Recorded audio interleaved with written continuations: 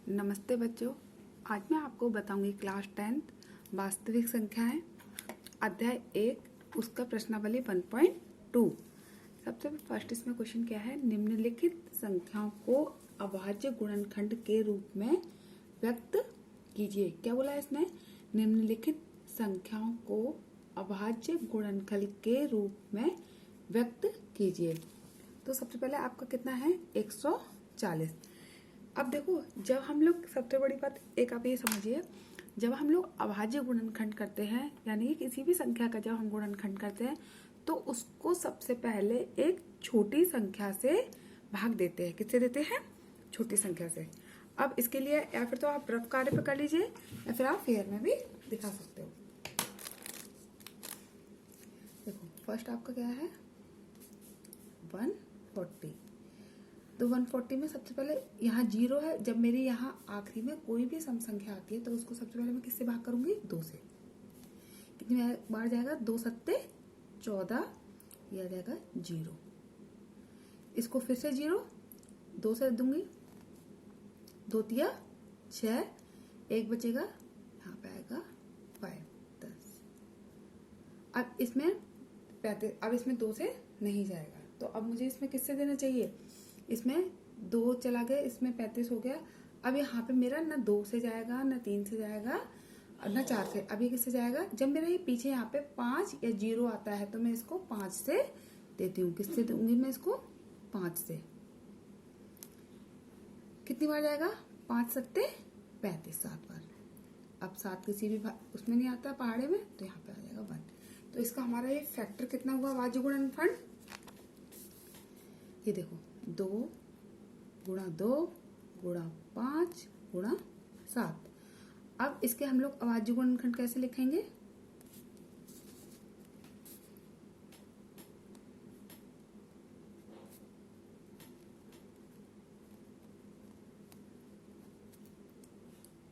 दो पे पावर 2 गुणा 5 गुणा 7, ऐसे।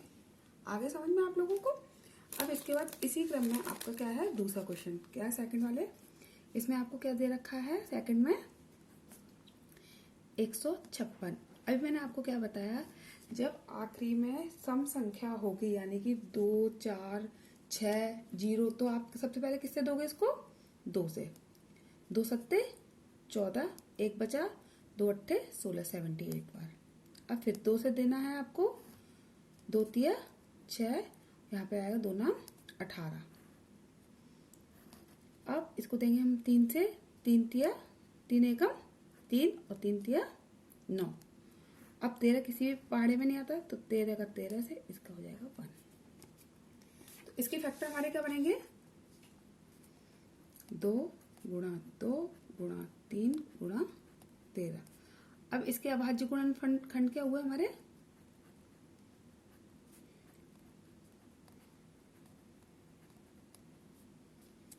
इसके हो जाएंगे हमारे 2 पे घात 2 3 गुणा 13।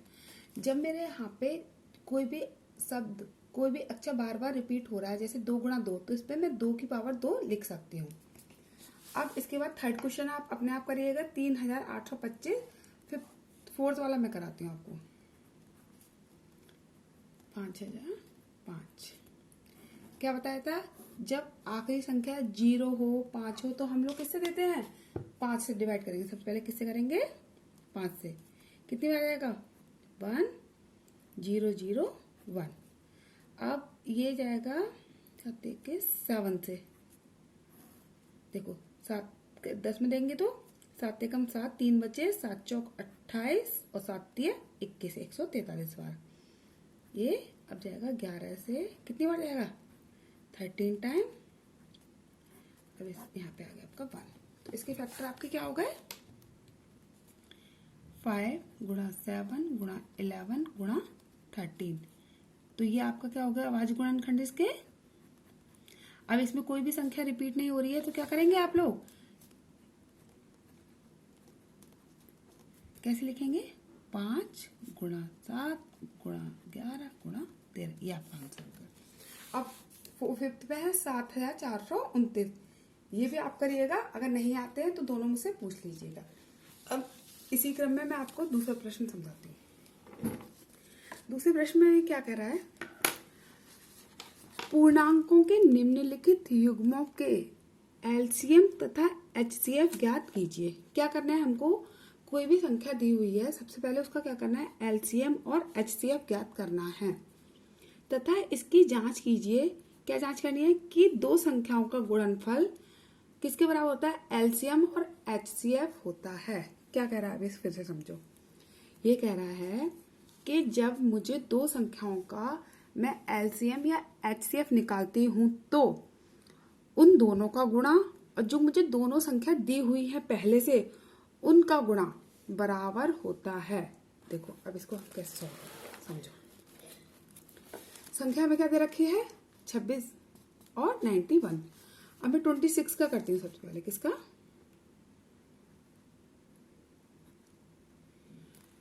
अब 26 का कितना हो जाएगा मेरा, 13 दूनी 26, ये हो गया ठीक। और 91 का मेरा कितना हो जाएगा, 13 × 39, ये हो जाएगा। अब इसका एचसीएफ क्या होता है,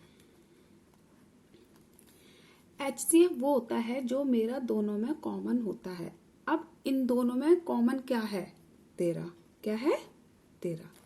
एलसीएम में क्या आता है, हम लोग सारी संख्या लेते हैं लेकिन जो संख्या रिपीट होती है उसको केवल एक बार ही लेते हैं। बात समझ में आई, क्या बोला मैंने, हम लोग सभी संख्या को लेते हैं लेकिन जो संख्या रिपीट होती है उसको एक बार ही लेते हैं। देखो सबसे पहले 2 × 3 × 13, यानी कि क्या हुआ, 2 ले लिया, 3 ले लिया, लेकिन 13 मैंने एक बार ही लिया। क्यों, क्योंकि वो दोनों में कॉमन है, रिपीट हो रही है। बेटा 13 × 3 = 39, ये यहाँ पे आएगा 7, 13 × 7 = 91, यहाँ पे भी 7 आएगा। अब आपका क्या हुआ, ये हो गया 2 × 7 × 13। अब मैं 2 × 7 = 14 × 13। अब मैं 14 और 13 का गुणा करके देख लेती हूँ। 14 और 13 का जब मैं गुणा करती हूँ तो कितना आएगा मेरा, 182 आएगा।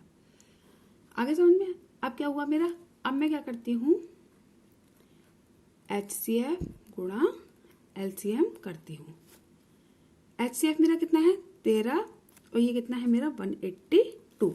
अब इस कार्य को आप रफ पे करके देख सकते हैं। देखो 182 आप लोग साइड से कर लीजिएगा रफ कॉपी पे। जब मैं इसमें करती हूँ तो कितनी बार जाएगा, 3 दूनी 6, इसका 8 × 24, हंसी लगी मेरी 2, और 3 दूनी 3 एकम 3, 3 2 5। यहाँ पे आ जाएगा आपका 2 8 और 1, कितना हो गया मेरा, 6 6, 8 और 5, 13 की 3, हासिल 1, यानी कि 2366। कितना हो गया मेरा,